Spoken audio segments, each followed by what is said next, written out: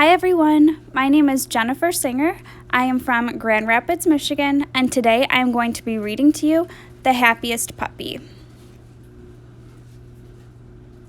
Georgie is a happy puppy. Georgie loves to play outside. Georgie loves to run.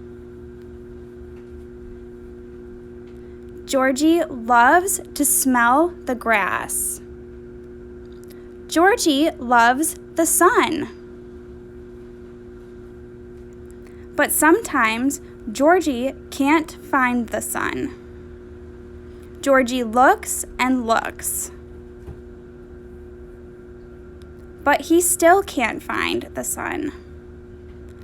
Then Georgie has to go inside. Georgie eats his dinner, and Georgie goes to sleep. When Georgie wakes up, he can see the sun. Georgie gets to play outside.